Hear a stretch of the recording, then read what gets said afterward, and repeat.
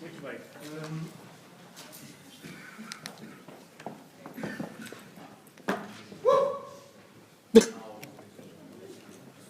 You go, girl. Hã? Ah, pá, se o João Francisco pode dizer.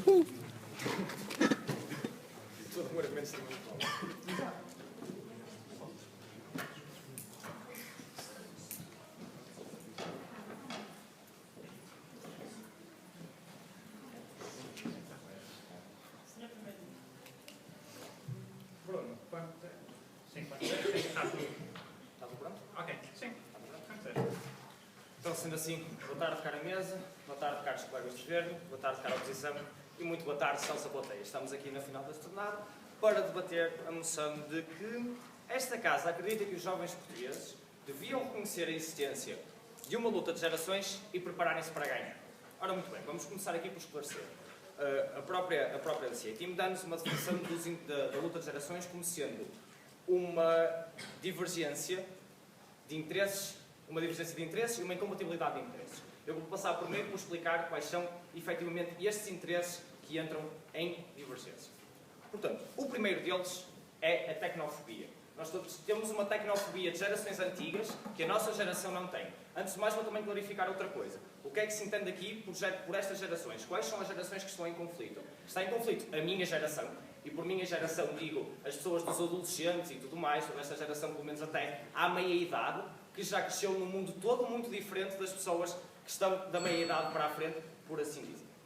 Portanto, posto isto, temos então primeiro a tecnofobia. Toda uma divergência de mentalidades em que as gerações mais velhas efetivamente recusam e condenam muitas vezes o uso da tecnologia, enquanto que a nossa geração abraça e utiliza para a obtenção de um mundo melhor. Depois temos outra coisa. Eu já vou desenvolver isto, estou primeiro apenas a clarificar quais são os pontos. Temos depois, como segundo ponto, os preconceitos ao nível do trabalho. Temos todos uns preconceitos de gerações antigas que desvalorizam vários trabalhos que nós hoje em dia desenvolvemos, trabalhos esses de uma grande importância e que são desvalorizados porque, e tal, não são tão importantes como X ou Y. Não se preocupem, eu vou descrever o X ou Y. Depois temos também um conflito a nível de valores sociais. Um conflito a nível de gerações, em que a nossa geração traz toda uma nova visão do mundo que não é partilhada pelas gerações antigas, pela maioria das pessoas das gerações antigas. São pessoas que se opõem muito à mudança, que são pessoas que são efetivamente conservadoras e, portanto, entram, obviamente, em conflito com as nossas ideias. Para terminar, e concluindo a divergência destes interesses, temos que a gestão da sociedade ainda é hoje feita pelas gerações mais antigas. Se efetivamente, como nós vamos provar, há este conflito de interesses, há este conflito ideológico, a gestão dessas sociedades, a gestão da nossa sociedade pelas gerações mais velhas, implica uma tomada de decisões dessas gerações mais velhas que se opõem diretamente às pessoas por elas afetadas, que somos nós. Nós que um dia vamos herdar o mundo. E agora, para concluir toda esta definição, o que é que entendemos por esta guerra, por esta luta de gerações, por este conflito? Isto é um conflito ideológico. Estamos aqui a discutir um conflito entre ideias. A nossa visão do mundo, como nós vamos provar, é claramente superior e uma visão das gerações superiores que ainda hoje vão. E agora passo a desenvolver o primeiro dos conflitos que aqui temos. Portanto, só um segundo. A tecnofobia. As gerações antigas criticam. Vêem um miúdo na rua a passar com o telemóvel e dizem: lá vai ele agarrar o telemóvel. Estão sempre ligados a estas coisas, agora não ligam a ninguém, não falam com as pessoas. Mas não, isso está errado. As pessoas cada vez comunicam mais através desses meios, utilizam esses meios para comunicação. E isto é muito importante, não apenas a nível de interação social, ainda que a nível de interação social tenha, claro, toda uma grande importância, mas a nível do desenvolvimento da sociedade, a nível do trabalho. E eu hoje em dia, eu como cientista, se quiser ligar para o outro lado do mundo para perguntar em que é que eles estão a trabalhar, para lhes perguntar informações, posso fazer isso através da internet, através dos telefones, através de todas essas tecnologias que agora estão muito mais disponíveis e mais acessíveis. Enquanto que as gerações mais velhas não são assim. Não concordam com isto. Acham que todas essas coisas são apenas distrações, são apenas artimanhas que nos criam para nós sermos menos eficientes e menos produtivos. Não. A nossa geração acredita piamente que todas essas mudanças, toda essa tecnologia serve para avançar o mundo. E depois temos todo um efeito cascata nesta tecnologia. O que se tem visto ao longo dos últimos anos, ao longo, digamos, desde a era da industrialização, é que o mundo cada vez avança mais depressa. Tecnologia gera tecnologia, tecnologia gera tecnologia. Forma-se um efeito cascata e o mundo cada vez avança mais rápido.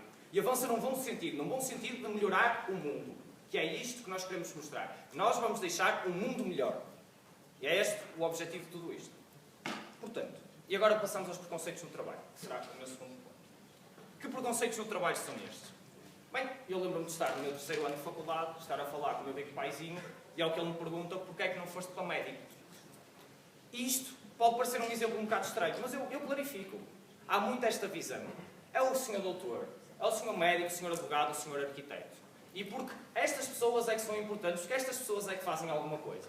E, no entanto, provavelmente, a maioria dos nobres da medicina, por exemplo, nos últimos anos, foram ganhos por biólogos, por bioquímicos, por farmacêuticos, por pessoas que são completamente desconsideradas. Todas as profissões académicas são vistas pelas gerações antigas com maus olhos. São vistas de uma maneira que implica que as pessoas... vocês não fazem nada, estão o dia todo agarrados aos livros, andam a vida inteira na faculdade e chega-se ao fim da vossa vida e não fazem nada. Mas não. Todo o trabalho, todos estes avanços são produzidos desta maneira. São produzidos pelas novas profissões académicas, por estas todas as profissões que são desvalorizadas. E que não são valorizadas face a outras. Porque, na altura em que os meus avós acabaram a escolinha, o que interessava era arranjar um trabalho, não interessava onde, mas se fosse um senhor doutor, um senhor arquiteto, então isso é que era importante. O que era importante era ser médico, advogado ou arquiteto. Mas todas as outras profissões eram desconsideradas. Este é todo um preconceito, é todo um conflito ideológico que há entre a nossa geração e a mais velha e que nós queremos efetivamente mostrar que a nossa visão é melhor. Portanto, posto isto, os outros dois pontos serão eventualmente desenvolvidos com o meu colega, mas acima de tudo há que concluir da seguinte maneira. O que é que nós queremos aqui? Nós queremos que os jovens portugueses se apercebam que existe este conflito. Percebam que há estas diferenças de ideologias e que esta diferença de ideologias, este conflito de ideologias, este confronto direto entre ideologias incompatíveis e divergentes, sirva para potenciar um mundo melhor. Sirva para deixar às gerações futuras e a toda a gente que vem para este mundo, um mundo melhor. Portanto, esta é a nossa visão. Nós queremos deixar um mundo melhor. E não nos importamos discutir com quem quer que seja, em quaisquer circunstâncias, que a nossa visão é melhor que o mundo. A nossa visão traz-nos um mundo em que as gerações futuras poderão viver satisfeitas, sustentavelmente. E não apenas um mundo em que se recusa qualquer tipo de avanço. Um mundo em que todos os avanços são vistos negativamente, porque cá e tal no meu tempo não era assim. Toda esta filosofia é errada. E, portanto, esta luta de gerações tem que ocorrer. E com isto, termino o meu caso, que será continuado pelo meu colega. Muito obrigado.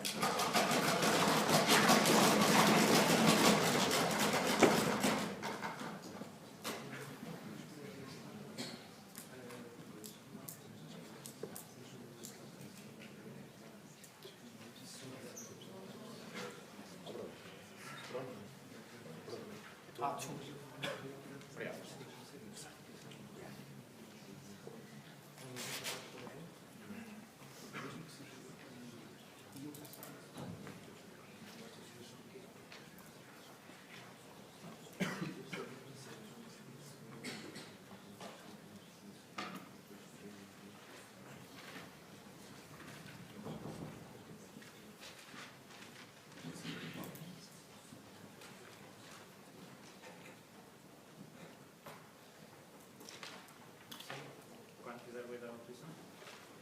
Muito obrigado, caríssima mesa, prezados membros do Governo, estimados colegas da oposição, excesso da Assembleia. Eu, neste meu discurso, vou apresentar dois argumentos e provarei porque é que, neste caso, é sempre preferível optar pela cooperação em vez do conflito. Mas permitam-me que comece este discurso por endereçar umas palavras do Sr. Primeiro-Ministro e refutar grande parte do caso que ele nos trouxe aqui hoje neste mesmo púlpito. O Sr. Primeiro-Ministro começou-nos aqui por definir alguns termos que já tinham sido definidos, mas os exemplos que ele aqui nos trouxe de possíveis interesses incompatíveis e divergentes falharam algo. De facto, ele apenas conseguiu mostrar que eram interesses diferentes, não provou que eles eram incompatíveis. Falou-nos aqui da tecnofobia. Os mais velhos não querem utilizar tecnologia, os mais novos querem e gostam de utilizar tecnologia. Faltou ao Sr. Primeiro-Ministro provar que isto é incompatível. E, de facto, se nós olharmos para a realidade, aquilo que acontece é que eles não são incompatíveis. Na maioria dos casos, os jovens continuam a poder usar a tecnologia e os mais idosos não usam a tecnologia. Portanto, não conseguimos perceber onde é que estava aqui a incompatibilidade. Falaram-nos aqui dos valores sociais, que eles eram incompatíveis entre uns e outros. Mas não são, porque, de facto, como muito bem disse o Sr. Primeiro-Ministro, as gerações mais idosas tendem a ser mais conservadoras. E aqui conservadora, por exemplo, um valor que está extremamente associado a este tipo de pensamento tem a ver com o valor da família. Isso significa que os mais velhos, por exemplo, valorizam mais o casamento e, não sendo as gerações mais novas tão conservadoras, valorizam menos o casamento. Isto é incompatível? Não. As gerações mais idosas mantêm casamentos mais estáveis e mais duradouros e as gerações mais novas, se calhar, já não optam tanto pelo casamento. Portanto, mais uma vez, não se percebeu aqui onde é que existia a incompatibilidade. Foi aqui dito pelo Sr. Primeiro-Ministro que se trata de um conflito ideológico. E nunca nos provou porque é que um conflito ideológico torna os interesses incompatíveis. Porque, de facto, uma ideologia contra a outra, uma ideologia a combater, a gladiar-se contra a outra, pode, de facto, resultar numa evolução e, portanto, pode não ser necessariamente incompatível. Foi aqui muito bem dito pelo Sr. Primeiro-Ministro e aproveito isto para introduzir já o meu primeiro argumento, que a gestão da sociedade é feita hoje em dia pelas pessoas mais velhas. De facto, é feita pelas pessoas mais velhas. E isto é um grande ponto, uma grande premissa que o Sr. Primeiro-Ministro deu para a oposição apresentar o seu argumento. A escolha que os jovens têm hoje em dia é optar entre a cooperação e o conflito. Se os jovens cooperarem, significa que, estando as gerações mais velhas atualmente no poder, significa que vão apresentar as suas ideias, fazer com que as gerações mais velhas que estão no poder aceitem algumas destas ideias. Porquê que existe interesse das duas partes em fazer isto? Porquê que existe interesse das gerações mais velhas? Como são elas que estão agora no poder e como a escolha dos jovens é entre conflito e cooperação, eles têm todo o interesse em fomentar a cooperação, porque é dessa forma que elas conseguem mais facilmente garantir o seu lugar. Cederem algumas coisas, mas continuar a manter a sua posição de poder. Da mesma forma, as gerações mais novas têm todo o interesse e o incentivo em apostar pela cooperação porque sabem a priori que serão vitoriosas neste combate. Porquê? Porque somos a geração mais bem preparada de sempre, somos inclusivamente mais bem preparados do que a geração que está atualmente no poder, por isso temos grandes chances de conseguir vencer este combate através da cooperação. Se formos para a luta, nós vamos perder, porque quem está a gerir, como muito bem disse o Primeiro-Ministro, quem está a gerir são as gerações mais velhas. Ou seja, se nós formos para a luta, aquilo que nós vamos estar a fazer é lutar contra os interesses instalados e os poderes instalados. E aqui estamos perante uma desproporção de forças. Estamos a lutar, nós que somos mais fracos, contra aqueles que são mais fortes e, portanto, a perspectiva de vitória é muito diminuta. Portanto, este constituiu o primeiro argumento que esta oposição aqui vos vai trazer para provar que a cooperação é benéfica. Mas passamos então ao segundo, que de certa forma também se relaciona com este. Por definição, uma situação de conflito, e se nós optarmos pela luta, desembocará em estabilidade social. Porquê? Porque temos um lado contra o outro. Significa que temos os mais jovens contra aqueles que são mais velhos. Estamos a dividir em vez de unir. E o que é que isto pode provocar? Se temos uma posição contra a outra, cada um dos lados do debate tende a extremar as posições. E porquê? Porque essa é a melhor forma que ela, a priori, consegue garantir de garantir mais apoio. De facto, sendo este um problema que afeta muita gente, os argumentos tendem a ser de um cariz muito mais emotivo e dessa forma tendem a representar posições muito mais extremadas de ambos os lados do debate. Isto não facilita o processo de decisão político, porque de facto, se a política é a arte do consenso, posições extremadas em dois pontos completamente distantes um do outro, de facto não facilita o processo de decisão política. E reparem, é através do processo de decisão política que grande parte dos interesses diferentes, e sublinho, diferentes, mas não incompatíveis, que as gerações têm aqui em Portugal, podem ser resolvidos. E, portanto, dou-vos um exemplo deste tipo de debates em que os argumentos tendem a ser emotivos e isso provoca posições extremadas. Por exemplo, a praxe e a homossexualidade. São dois debates em que as pessoas estão completamente apaixonadas por um dos lados, não conseguem ser racionais a analisar a coerência lógica dos argumentos e, nessa medida, tendem a ter posições extremadas. Podem chegar até ao cúmulo de recusar ou de nem sequer conseguir aperceber-se da racionalidade, do fundamento e da coerência lógica de um qualquer argumento, simplesmente porque têm, a priori, uma posição definida através de mecanismos emocionais. De facto, quando nós temos as nossas posições sustentadas em argumentos racionais, é muito mais fácil nós conseguirmos ouvir o outro lado e reconhecer que eles até podem ter razão. E eles até nos podem apontar falhas no nosso raciocínio. Mas quando nós estamos apaixonados, é muito mais difícil conseguir essa situação. Um outro exemplo tem a ver com os debates futebolísticos ou do desporto em geral. Tendem a ser debates muito extremados em que os argumentos emotivos permeiam todos esses debates. E não é possível, não se consegue mostrar a um lado que está errado simplesmente porque ele está muito emotivo e, seja porque não quer ou seja porque não tem a capacidade, porque a emoção lhe tolda o raciocínio, não consegue atingir o seu objetivo. E nessa medida nós consideramos que e se de facto existe, e concedemos isto, existem interesses diferentes. O Governo tinha que ter vindo aqui, este mesmo púlpito, no discurso do Primeiro-Ministro, provar que interesses diferentes significam necessariamente, e neste caso específico, interesses conflituantes. E não o conseguiu mostrar. Os argumentos que ele nos trouxe aqui foram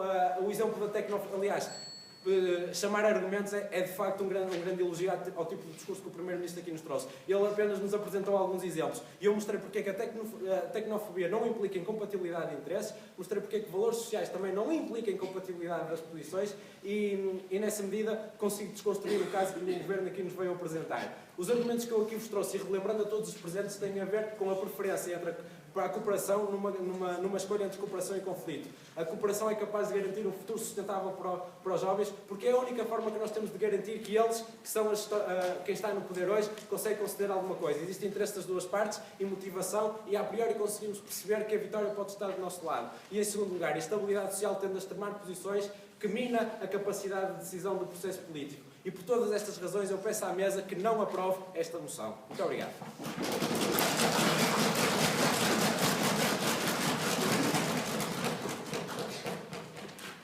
Agradecemos ao líder da oposição. Quando o membro do Governo quiser tomar o caso.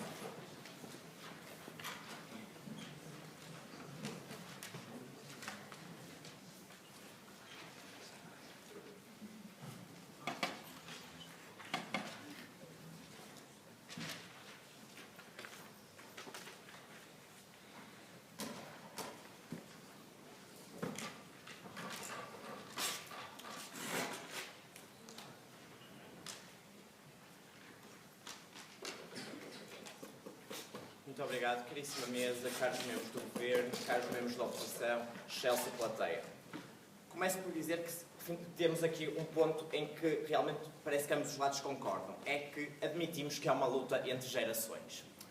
E admitindo que há uma luta entre gerações significa que a luta teve de começar de alguma forma. E nós consideramos que a luta começou exatamente porque a cooperação inicial que devia ter surgido falhou. E certamente não falhou por causa das gerações mais novas, não, porque aqui já vai ser demonstrado que as gerações mais novas cada vez têm mais a ideia de querer aceitar aquilo que é diferente. Mas esta não é a posição que provavelmente é adotada pelas gerações mais velhas. Depois também foi aqui dito que vamos contra o poder.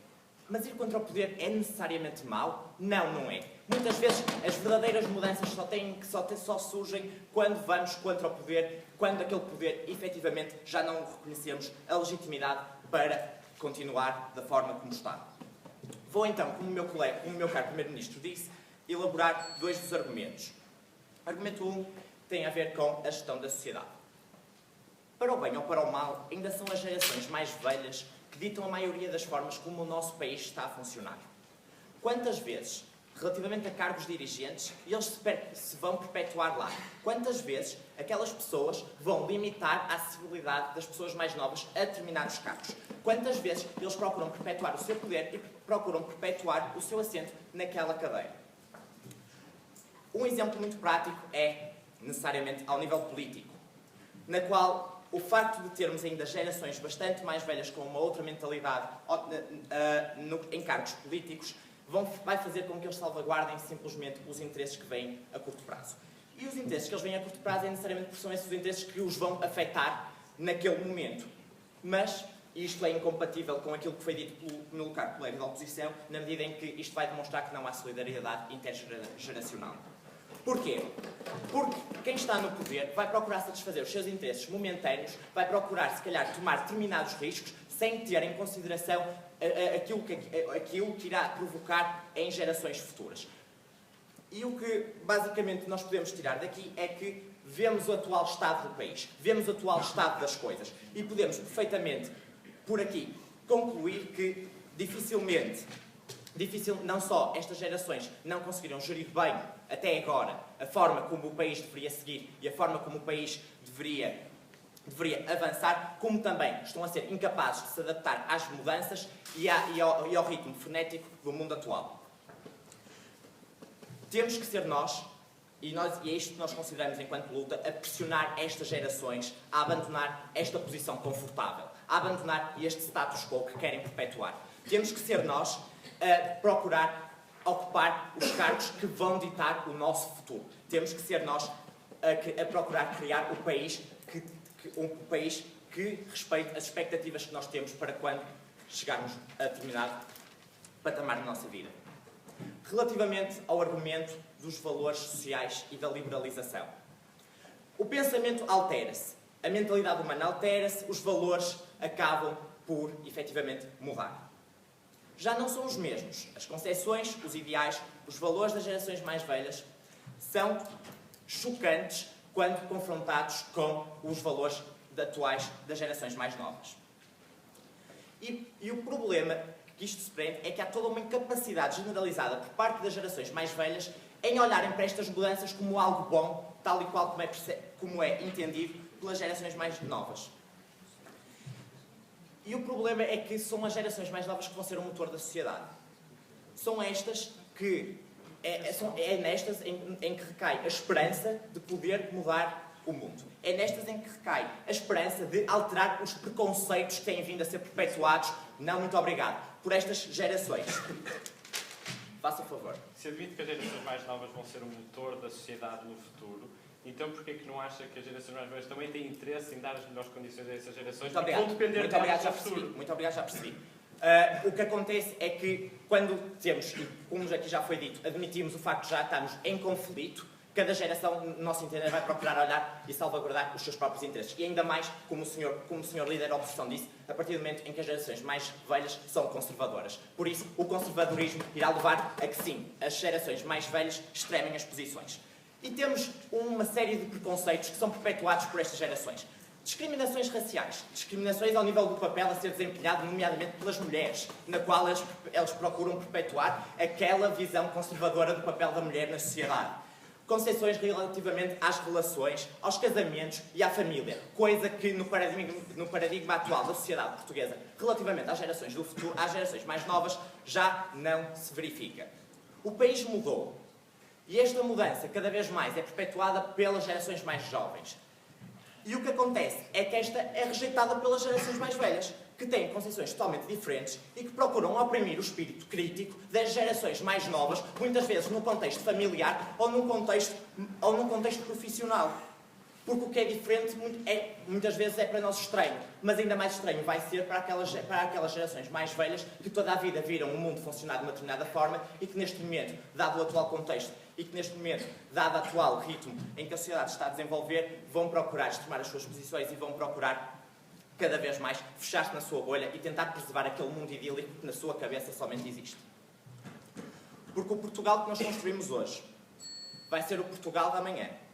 E vai ser o Portugal que vai ser os jovens que cá estão, vai ser esse Portugal que, através de uma luta, no nosso entender, entre gerações, não numa luta no conceito de agressividade, mas numa luta no conceito em que nós vamos acabar por substituir os valores que atualmente estão. Vamos acabar por libertar a nossa sociedade portuguesa do papel castrador que as gerações mais velhas tentam continuar a perpetuar e tentam continuar a incutir. Desta forma, nós, enquanto governo, consideramos que sim, existe uma luta geracional. Existe uma luta entre gerações mais velhas e gerações mais novas. E nós, enquanto jovens portugueses, devemos ter consciência disso e devemos fazer tudo o que está ao nosso alcance para poder alterar esta realidade e perpetuar para um futuro um Portugal melhor, um Portugal em que, quando os nossos filhos chegarem ao nosso papel, vejam, é aqui que eu quero viver e é aqui que eu quero ficar. Muito obrigado.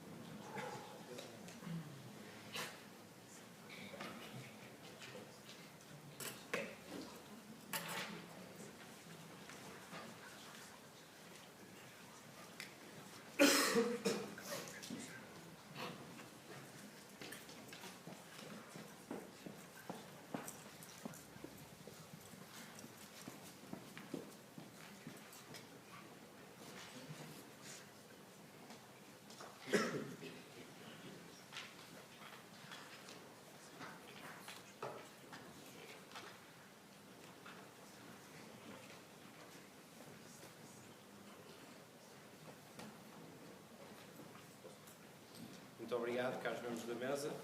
No meu discurso eu vou referir 2 argumentos que defendem o nosso lado a nossa posição, mas primeiro gostaria de começar com alguma refutação aos argumentos que nos foram trazidos por parte do Governo. Ora bem, acho que primeiro falta aqui definir, ou está a escapar algo que diz muito da atual sociedade portuguesa, porque a vossa definição de gerações mais velhas e daquelas que estariam em possível conflito com as gerações mais novas engloba uma geração que foi a geração mais ativa na Revolução, que provavelmente foi uma das revoluções mais progressistas que houve alguma vez em Portugal, que foi o 25 de Abril, e que veio acabar com uma ditadura e uma série de valores que estavam estabelecidos e veio substituí-los de uma forma que até aí provavelmente nunca teria acontecido na sociedade portuguesa. E, portanto, acho complicado realmente provarem que a eventualidade de existirem concepções diferentes de valores sociais sejam incompatíveis realmente entre a geração mais velha e a geração atual. E gostava de passar para outro ponto de refutação. Dizem que são as gerações mais velhas que limitam o acesso a vários cargos políticos e de poder no país, etc, etc. E depois vêm-nos dizer que aquilo que nós devemos tentar realmente é formar-nos de certa forma para conseguirmos entrar nesses cargos para passar o poder para o nosso lado. Pois bem, isso penso que é uma forma de atuação completamente correta, que não se pode basear numa luta de conflitos incompatíveis, porque se nós estamos efetivamente a tentar entrar num sistema que já existe, é porque à partida nós temos os nossos interesses, apesar de poderem ser diferentes do poder já existente, são compatíveis porque nós queremos ocupar os mesmos lugares que eles já ocupam e tentar, através dos mesmos sistemas, continuar a moldar a sociedade da forma como nós queremos. Mas agora gostaria de passar para os nossos pontos de argumentação. Em primeiro lugar, neste caso, nós não podemos considerar que a luta seja um mecanismo de progresso. Porquê? Numa luta, nós temos, à partida, uma oposição entre duas partes e essas duas partes, para tentarem ganhar essa luta, vão tentar atacar aquelas que são as fraquezas de uma e de outra parte. No entanto, neste caso, isso não acontecerá. E porquê? Quais é que são as grandes vantagens das tais gerações mais velhas? As grandes vantagens das tais gerações mais velhas é que elas se encontram, lá está, nos altos cargos de poder, têm poder sobre a sociedade, etc, etc. Aquilo que as gerações mais novas fariam para tentar entrar numa tal luta seria tentar atacar estes cargos de poderes que já existem das gerações mais antigas. Por outro lado, as gerações mais antigas, aquilo que tentariam fazer era retirar a credibilidade das gerações mais jovens, atacando os seus principais líderes dos movimentos mais jovens. Ou seja, a luta que nós teríamos iria resultar invariavelmente na perda daquelas que são as melhores qualidades de ambos os lados. Ou seja, uma luta seria claramente nefasta, pois nós teríamos uma geração perdida numa luta que não faria grande sentido, quando essa geração poderia apostar, isso sim, na cooperação, sendo muito mais produtiva para o resto da sociedade. Porque esta luta, como eu acabei de explicar, acabaria invariavelmente por afetar aquilo que seriam os principais pontos dos dois lados, levando a que no final aquilo que ficasse realmente eram os pontos mais fracos dos dois lados, e assim sim nós teríamos o nosso futuro hipotecado, porque teríamos apostado nesta luta que não faria sentido nenhum. Sim, por favor. Efetivamente, falta provar por parte também do Governo que já há uma luta. O facto de já haver uma luta de gerações, na medida em que já muitas vezes já são descreditadas as gerações mais novas e o seu papel na sociedade, as partes mais velhos. Certo, mas a questão aqui é que essa luta entre gerações, na forma como a está a tentar pôr, existe sempre numa sociedade, é um mecanismo também que leva a sociedade para a frente. A questão é que a luta que vocês devem definir é uma luta que parte de interesses incompatíveis.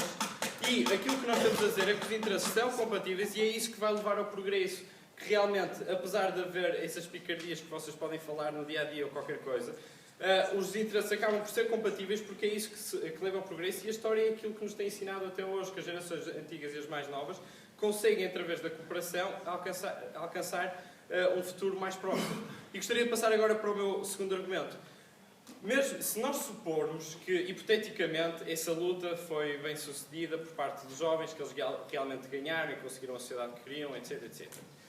Como é que nós garantimos, então, que amanhã, os jovens que virão amanhã, ao verem que essa luta teria sido bem sucedida, etc, etc, não vão tentar outra vez derrubar a atual geração, que na altura será a geração antiga, pelo mesmo mecanismo. Ou seja, o facto de nós estarmos a tentar incorrer numa luta dá uma mensagem para as próximas gerações que aquilo que nós fizemos foi hipoteticamente eficaz, logo eles também poderão fazê-lo e andaremos de luta em luta de gerações sem que haja realmente cooperação e a tal solidariedade intergeracional que leva esta sociedade para a frente.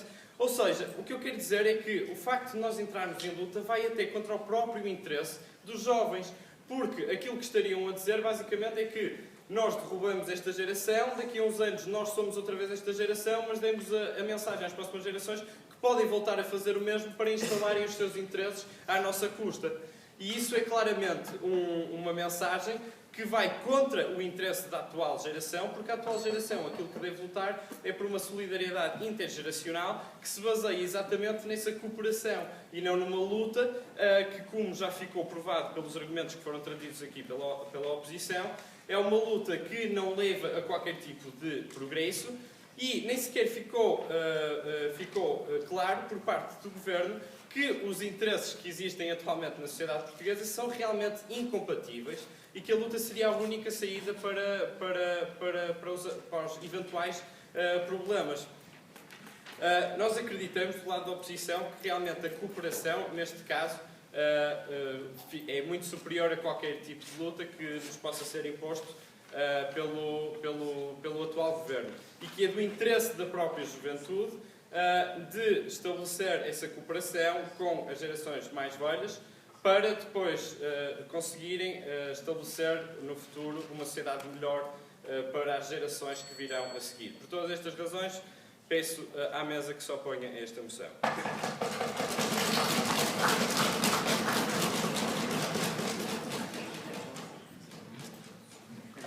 Agradecemos ao membro da oposição a sua intervenção.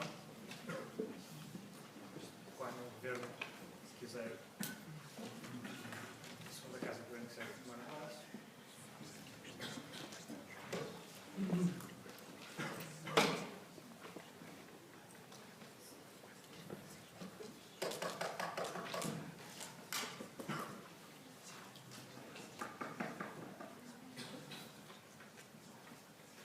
Muito obrigado, caríssima mesa de adjudicação. Antes de mais, permitam-me cumprimentar o excelso Governo, a caríssima oposição e os demais presentes. Nós hoje estamos aqui a debater o problema de haver uma divergência de interesses entre as gerações que não são compatíveis e o porquê de os jovens deverem partir para uma luta para fazerem valer as suas ideias. Vou começar por refutar algumas das coisas que foram ditas aqui pela primeira oposição e depois apresentar dois argumentos que são eles: novos problemas exigem novas soluções. Em segundo lugar, direitos que hoje existem e que no futuro poderão não ser cumpridos. E em terceiro lugar, aprofundar algumas coisas que foram ditas pelo primeiro governo. Começando então pela refutação. A primeira oposição disse-nos aqui que um conflito ideológico, foi aquilo que o primeiro governo definiu, é algo mau. Mas eu acho que um conflito ideológico, que é um conflito de ideias, e havendo um conflito de ideias, uma confrontação de ideias, iremos criar ideias melhores do que as atuais. Porque é da confrontação de ideias que nascerão as melhores ideias para o futuro do país. E, portanto, esta luta não tem de ser vista como nefasta. De facto, este governo não percebeu porque é que a oposição vê um conflito ideológico, uma luta de ideias, como nefasta. Porque, na opinião deste governo, não é.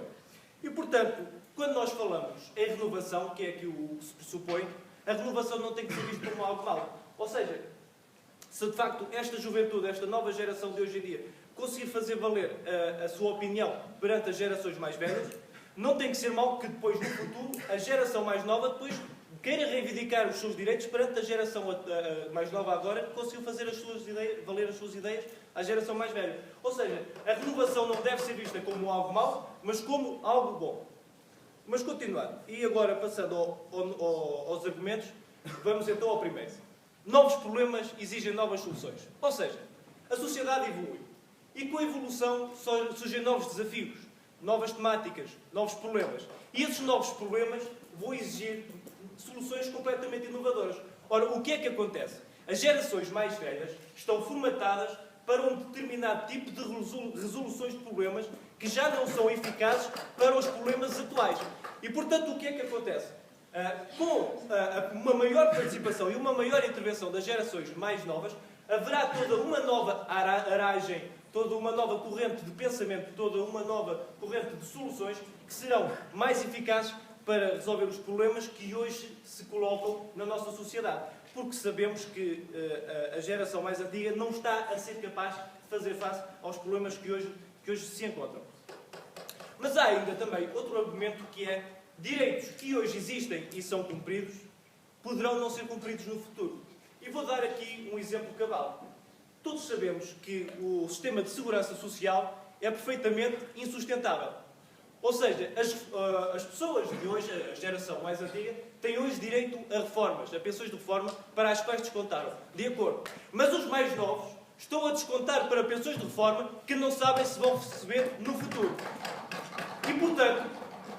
E portanto, este conflito, e está aqui provado, que isto aqui é divergente e não é compatível. Ou seja, porque, havendo um sistema de segurança social insustentável e as gerações mais antigas tendo agora acesso à sua plena reforma, é certo e completamente comprovado pelos cálculos que existem e pela trajetória de insustentabilidade da segurança social, que os mais jovens certamente não terão acesso às reformas que hoje, para as quais estão a descontar hoje. Por outro lado, aqui o primeiro governo já nos tinha colocado a questão de que é preciso melhorar aquilo que hoje está mal. E, de facto, os jovens têm o direito de melhorar o seu próprio futuro. Porque os jovens estão aqui e estão a lutar para melhorar o seu próprio futuro. E deve-lhes ser dada essa oportunidade, porque, de facto, as gerações mais antigas, que de facto nos colocaram em alguns problemas que hoje atravessamos e não estão a ser capazes de os resolver, como eu também aqui já demonstrei, devem dar lugar, de facto, aos mais novos para que eles possam lutar pelo seu futuro. Não é pedir muito para nos deixarem fazer algo por nós. Portanto, voltando a fazer um resumo daquilo que já disse anteriormente, não é, de facto, de perceber que os conflitos ideológicos são negativos, e isto, pegando outra vez aqui naquilo que a primeira oposição nos disse, que de facto não foi compreensível porque todos sabemos, mesmo nestes debates, mesmo no debate de hoje, mesmo nesta final em que nós estamos aqui, vão surgir ideias melhores devido ao conflito de ideias, ao conflito ideológico, e portanto, isto não tem de ser visto como algo mau, mas como algo bom, porque se houvesse unidade, se todos fossem iguais, não havia diferença, e não havendo diferença não havia progresso, não havia discussão, não havia a criação de novas ideias, de novas mentalidades, de novas tecnologias, como também foi referido aqui pelo primeiro governo, que facilitam e que melhoram a vida das gerações futuras. Sim, porque o facto de queremos melhorar a vida para esta geração jovem, não melhorará só para esta geração jovem, melhorará para as gerações subsequentes. E é isto aqui que também está em causa. Porque esta geração jovem não quer pensar só na própria geração jovem, em si próprios, neste caso. Quer também pensar nas gerações subsequentes e que se seguirão, que merecem também e que não têm culpa nenhuma do que hoje acontece, mas que merecem ter pelo menos as mesmas condições que as pessoas de hoje e que os jovens de agora tiveram. Não é pedir demais, ter apenas o mesmo que os outros, quando não se tem culpa do mal que acontece. Portanto, por todas estas ideias que aqui vos trouxe, peço encarecidamente a esta mesa de adjudicação que aprove esta moção com vista a termos a possibilidade de garantir um futuro e um progresso sustentável para as novas gerações. Muito obrigado.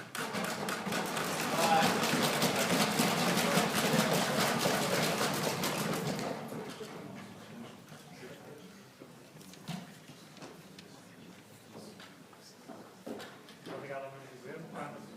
Em nome da Casa da Oposição, quiser confirmar.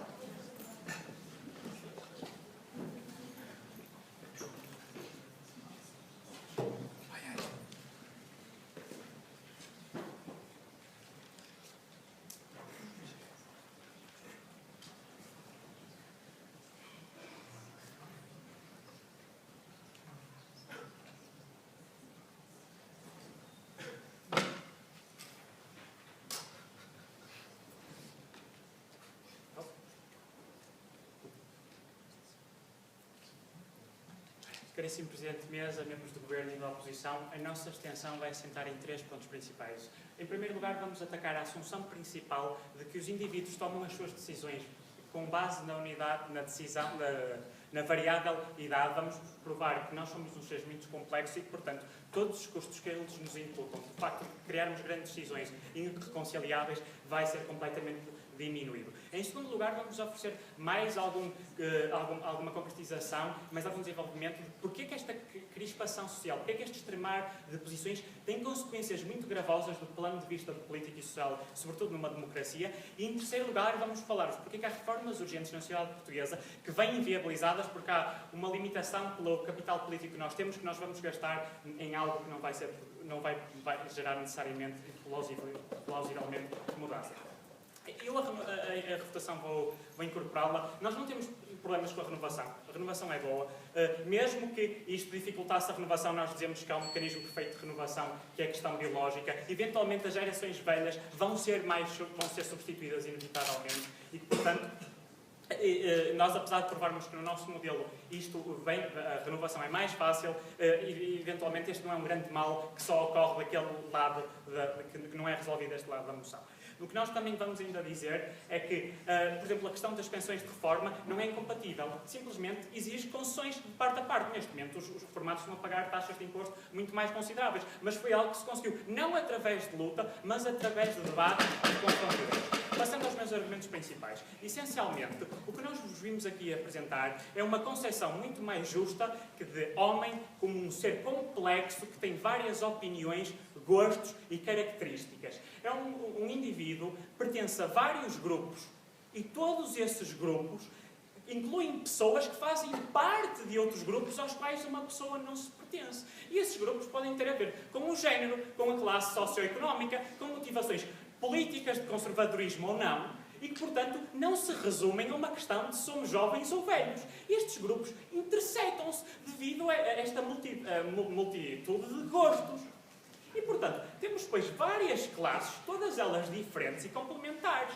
E eles vêm-vos aqui dizer que só através da luta é que há partilha. Mas nós dizemos que não. Nós dizemos que, por sabermos debater, sabemos que a partilha de ideias e de opiniões parte exatamente do momento em que nós reconhecemos elementos comuns e, a partir desses elementos comuns, aceitamos que outras coisas possam ser verdade ou não. E é exatamente isto que ocorre nestes vários grupos. Estes vários grupos que podem ser, afinal, este senhor é de idade, mas que partilhamos o mesmo gosto pelo tango, e afinal as posições que ele tem em relação à economia e não em relação à política até são justificáveis. Ou seja, não há este clash iminente, esta inconciliação que decorre do facto de nós decidimos. Eu quero dizer agora um exemplo, acreditar que a idade é o fator mais forte da oposição entre os membros, que é o fator de decisão, é algo que não vem fundamentado em nenhum dos lados do governo e que nós aqui vos vimos provar que é absolutamente irrealista. Há muitos outros fatores. Aliás, queremos trazer aqui um exemplo. Apesar de haver tendências, foi a JSD, um movimento de jovens, que pediu referendo sobre a coadoção. Algo que tem um cariz eminentemente conservador. Ou seja, esta suposta separação e perfeita compartimentalização não é verdade. Portanto, mais uma vez, esta imobilidade, estas certezas que eles vêm aqui, vêm fortemente diminuídas. Isto é a refutação direta àquilo que veio a ser dito pelo primeiro. Em segundo lugar, a primeira oposição veio-nos aqui provar porque é que é mais fácil apelar aos instintos básicos, sobretudo porque estamos em grupos heterogéneos. E porque é que isto tem consequências devastadoras? E aquilo que nós vos trazemos de novo é que isto cria uma lógica nós versus eles. E o problema é que a nossa sociedade não é um somatório de todos os indivíduos. É uma construção altamente complexa e simbiótica, em que a confiança nos outros é absolutamente crucial. A par do consenso são os ingredientes essenciais para viabilizar de um sistema político e social como aquele que nós temos em Portugal, que é o caso em estudo e é o caso relevante. Quando não há consenso, como no caso dos Estados Unidos, em que há exatamente uma ênfase nas coisas, nos fatores que nos separam e na utilização desta lógica, nós contra eles, que eles nos pedem que nós assumamos, o que nós vemos é uma crispação tão grave que efetivamente inviabiliza a condução de política e que tem consequências económicas e sociais gravosas. O Estado parou. Eles tiveram que mandar pessoas para casa sem receber. Mas agora ainda o nosso argumento, que é provavelmente o mais importante e que nós provamos aqui, porque sem margem para dúvidas o Governo ganha. Há reformas urgentes na sociedade portuguesa que vêm inviabilizar os pés de política. Porquê? No caso português, podemos falar da reforma judicial e daquilo que é a reforma do Estado, que eles já falaram ainda de uma forma pouco sistematizada. Estas reformas afetam todos os indivíduos, ou uma grande maioria, de forma semelhante. Isto vai ser absolutamente crucial. Porquê? Há um reconhecimento generalizado de que a mudança é necessária. Isto porque, mais uma vez, estas reformas afetam todos os indivíduos de forma semelhante. Por exemplo, o que é que se pode fazer para promover a equidade dos indivíduos no campo jurídico? É muito fácil conceber que a grande maioria das pessoas vai estar disposta a consensos políticos. E o consenso viabiliza esta mudança, mas terá grandes custos políticos, porque são reformas consideráveis que mudarão a forma como nós atuamos, a forma como nós nos damos, e afetarão, e nós concedemos, algumas pessoas de forma negativa. O que nós dizemos é que são minorias.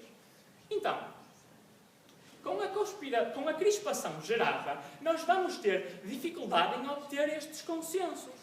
Mas vai ser necessário utilizar capital político precioso e escasso para levar a cabo estas reformas de cariz verdadeiramente enorme e cruciais para o funcionamento da sociedade.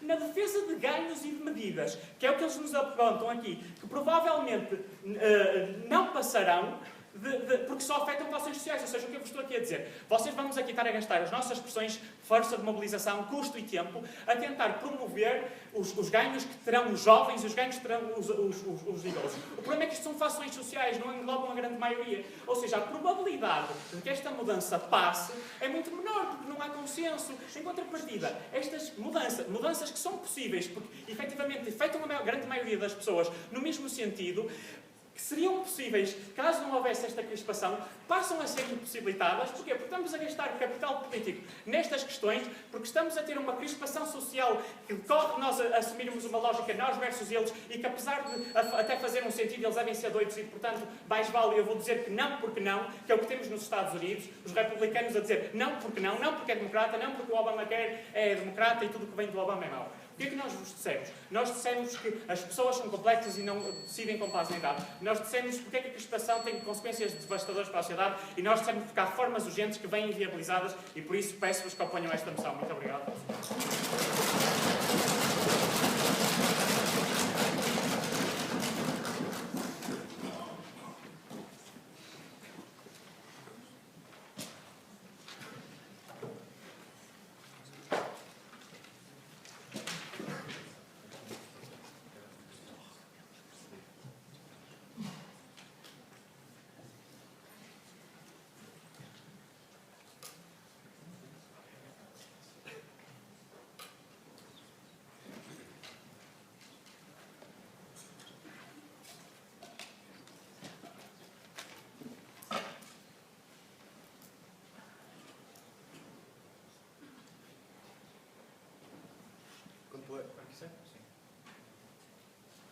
Ora, muito boa tarde, caríssima mesa, boa tarde, caríssima oposição.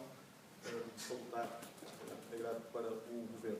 Bem, eu vou, de facto, começar este ciclo do Governo por fazer uma estruturação do discurso em duas etapas. Em primeiro lugar, fazer uma contra-argumentação a algumas coisas que foram aqui ditas pela oposição, e numa segunda fase, explicar porque é que, de facto, o Governo deve ganhar e deve a mesa reiterar esta moção. Bem, aqui o grande clash disto foi o progresso pela cooperação ou o progresso pela luta de ideias. De facto, a primeira oposição traz-nos aqui uma ideia que é errada, que é considera o conflito de ideias como algo negativo. Nós nunca falamos em conflito na pura acessão da palavra, mas num conflito de ideias que aqui está em causa e que não é algo negativo. Este conflito é, reparem, um confronto de ideias que leva à estimulação de ideias que nos conduzem à renovação positiva do mundo. Fala-nos também o primeiro oposição numa luta nefasta. Não, esta luta não é nefasta por isso mesmo. Porque este conflito de ideias leva-nos necessariamente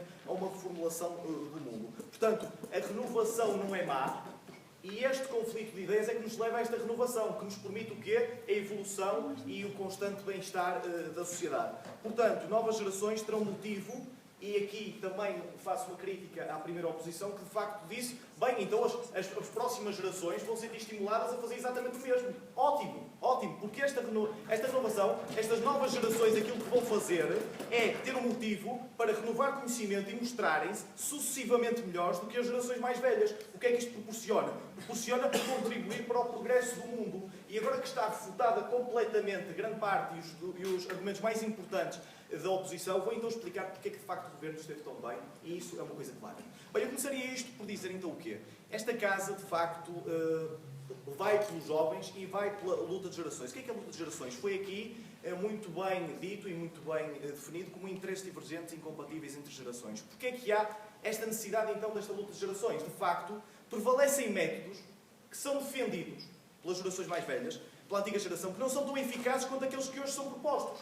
Vejamos, o ensino melhora, vejamos, a educação melhora. Então aquilo que foi levantado, e muito bem também pelo segundo governo, foi que temos esta necessidade, prevalecem métodos, e se nós não vamos apelar às antigas gerações, que não são e que se revelam ineficazes. E nós não queremos isto, nós queremos uma constante evolução do mundo, porque o mundo só melhora e evolui, também com novos métodos e novos conhecimentos. Portanto, há uma melhoria contínua deste conhecimento, que só é possível também com essa nova confrontação de ideias, com este conflito de ideias, que não é um conflito na pura acessão da palavra. Dar espaço aos jovens, também foi trazido aqui, tanto pelo primeiro governo como pelo segundo governo, dar espaço aos jovens, faz-os introduzirem o quê? Novas soluções para problemas que também carecem dessas novas soluções, dada a evolução imutável do mundo. Temos aqui novos conhecimentos, temos aqui novos métodos, e estes novos conhecimentos e novos métodos são trazidos essencialmente pelas vertentes de ensino. São conhecimentos que foram muito bem desenvolvidos pelo segundo governo e que, por isso, merecem aqui um especial realce. Nós não podemos, de forma alguma, estar a evoluir o mundo se estivermos sempre sujeitos àqueles comentários e àqueles conhecimentos que foram sendo ditos sempre pelas gerações mais velhas. Nós temos que renovar este pensamento que não pode ser, que tem que ser um conhecimento geracional, um conhecimento que vai mudando. As gerações mais antigas, também foi aqui uma coisa que o governo nos trouxe muito bem, parecem não querer abdicar de direitos dessas mesmas gerações, mas ao fim e ao cabo está-se aqui a criar uma injustiça social. Porque reparemos, aquilo que de facto o segundo governo nos trouxe é que o sistema de reformas é de facto insustentável, não é? E então as gerações estão a descontar muito bem, mas não sabem se as vão receber. Reparemos então, nós estamos a descontar, mas não sabemos se vamos receber. Então aqui há de facto uma injustiça geracional. Depois também aqui dá-se o caso de que é necessário sempre melhorar o que a geração anterior fez de mal. E de facto caminhamos para um ponto em que há uma insustentabilidade nacional. Então se isto dá pressuposto a uma insustentabilidade nacional, o que é que se faz aqui? Há o precedente claro, repito, claro, de melhorar aquilo que está mal. Como é que vamos melhorar o que está mal? Mantendo as ideias, digamos assim, mais velhas, mantendo as ideias que não evoluem. Não pode ser. Tem que haver este conflito de ideias. E reforço, este conflito de ideias. Os jovens são o futuro e os menos culpados pela situação atual. Foi uma coisa que nos trouxe aqui muito bem o segundo governo. Nesta premissa de que os jovens portugueses dificilmente terão acesso às reformas se continuarmos com estes níveis de despesa, para as quais continuamente descontam e atualmente descontam. É um sistema de segurança social atualmente insustentável e, portanto, melhorar a sociedade a nível tanto político, social, mas essencialmente económico, que é o que vemos aqui, prevalece de novas soluções, de novas ideias que neste momento não estão a ser discutidas, nem estão a ser trazidas por esta geração que nos guia atualmente e que nos encaminhou para este ponto que é, de facto, insustentável. Esta geração que levou, e vou continuar este raciocínio, de facto, o Governo trouxe-nos aqui, e essencialmente pela voz do segundo Governo, que esta geração que levou o país a uma situação delicada quer perpetuar-se no poder. E esta perpetuação no poder leva a que hajam maus resultados para a sociedade. Suciro por esta via, desculpa, não. Maus resultados para a sociedade por esta via. Logo, os jovens necessariamente, e isto é necessariamente, devem preparar-se para mudar o rumo deste país. Nós não queremos um país que esteja completamente ultrapassado, um país que esteja completamente inerte e que funcione mal e funcione sob premissas antigas. Nós queremos um país que tenha novas soluções, que tenha novas temáticas, que tenha novas ideias. E isto levará aqui ao aumento do bem-estar social. E aqui é o ponto mais importante, e concluirei este meu debate na fase de argumentação, para explicar de facto o porquê deste governo ter ganho e esta moção deverá ser reiterada. De facto, se os jovens se prepararem para tentar mudar o rumo do país, este país muda e vai melhorar por esta confrontação de ideias. Esta confrontação de ideias levará ao aumento e a um progresso do bem-estar social, e este bem-estar social vai fazer com que não só, foi aqui uma coisa que foi adiantada, não só que as gerações atuais melhorem, mas as anteriores também.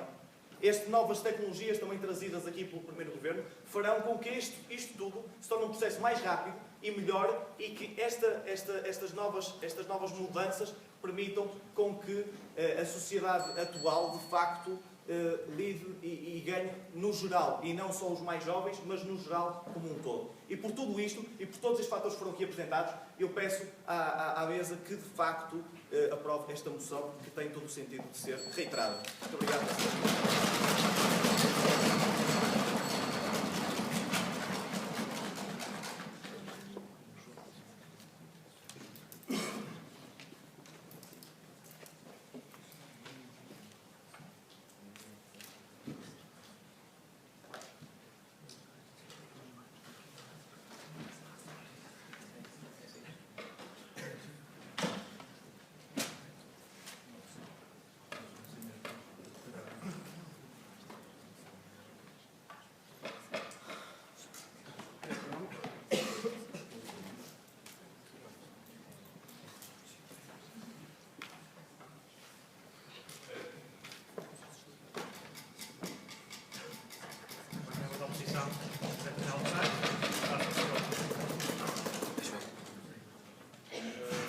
Não sei quem está a contar o tempo. Quem está a contar o tempo?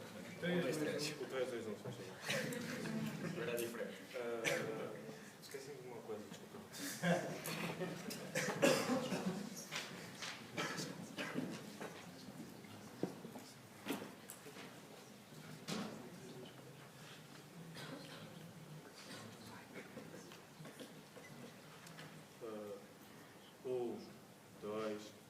Peraí.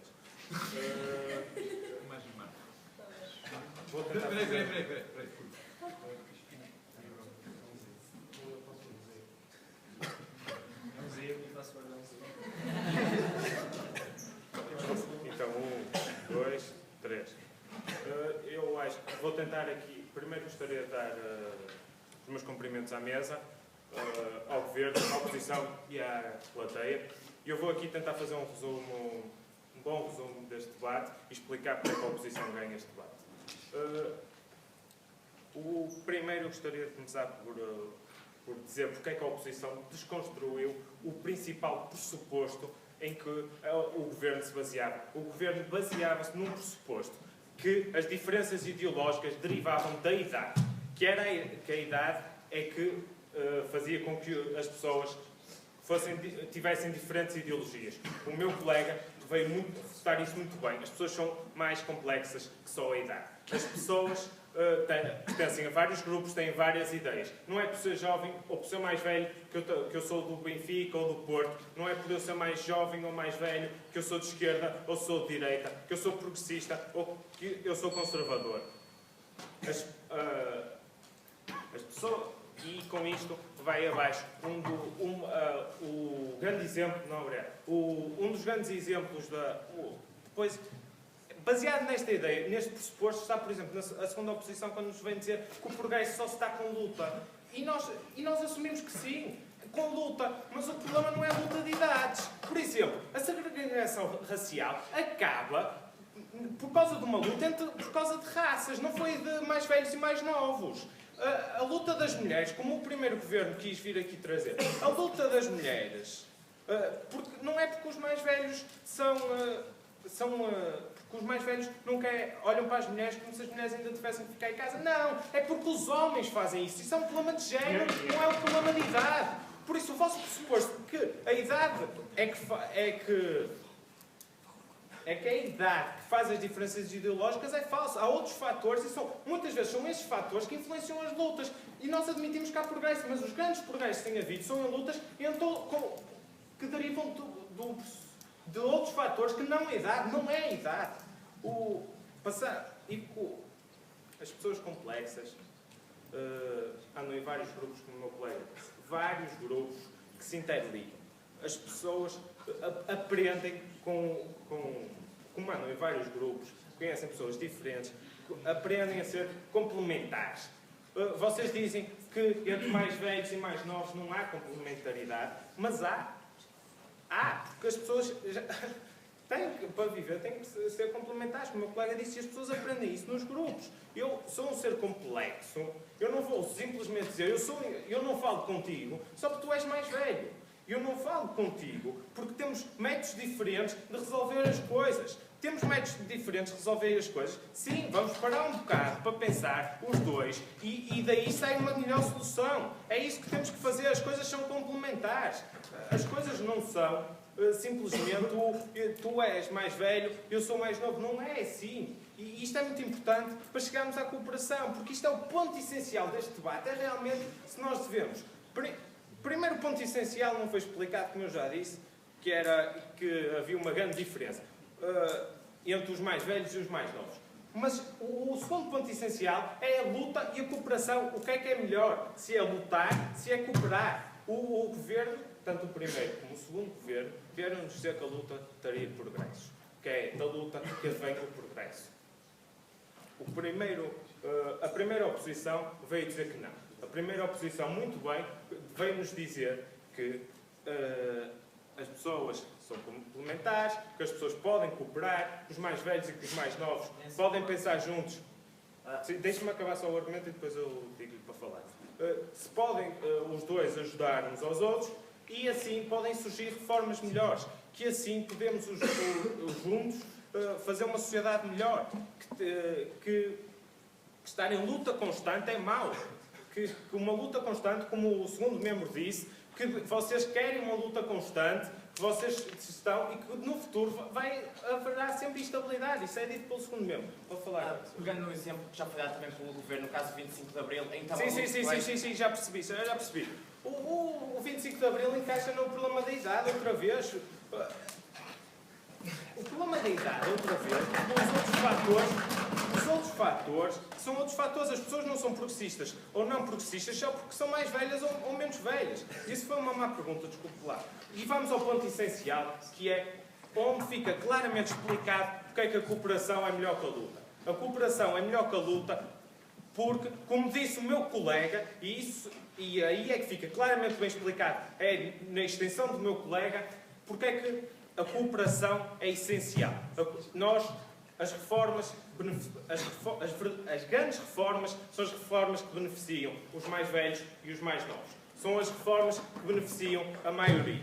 Essas reformas exigem um grande capital político. Um capital político que une várias pessoas. Se nós nos dividirmos entre mais velhos e mais novos, vamos perder esse capital político. Se nós nos unirmos entre os mais velhos e os mais novos, nós não vamos conseguir levar a cabo as reformas que são boas, tanto para os mais velhos como para os mais novos. Por exemplo, a segurança social, o sistema de pensões, os mais velhos também estão a ser claramente afetados agora. E eles também querem que o sistema agora seja bom e que no futuro também seja bom. E essa reforma da segurança social só pode passar, e é uma reforma muito grande que exige grande capital político, essa reforma só pode passar se tanto os mais velhos que estão a ser afetados agora, como os mais novos que serão afetados no futuro, se juntem. É preciso uma cooperação para fazer essas grandes reformas que o país necessita. Vamos lá, vou explicar-vos então os três classes e porque é que a oposição ganha claramente este debate. Primeiro, o pressuposto-chave do governo é deitado abaixo. pela extensão do meu colega. A idade não é o pressuposto fundamental para as diferenças ideológicas. O segundo confronto é que ideias diferentes não são complementares. As ideias são diferentes, são complementares e são ótimas. É com a complementaridade de ideias diferentes que nós conseguimos obter progresso. E o terceiro e o último e o mais importante ponto é a luta e a cooperação. E ficou claro, já vinha do primeiro governo, mas o meu colega ainda estendeu melhor porque é que a cooperação é importantíssima. Porque nós temos que fazer reformas tanto para os mais novos como para os mais velhos, e essas reformas precisam da união dos dois e não da divisão. É através da união que nós vamos conseguir fazer estas reformas, é através da união que nós vamos conseguir o progresso deste país, é através da união que nós vamos... É através da união que nós não acreditamos nesta moção, porque nós acreditamos na união de todos. Obrigado.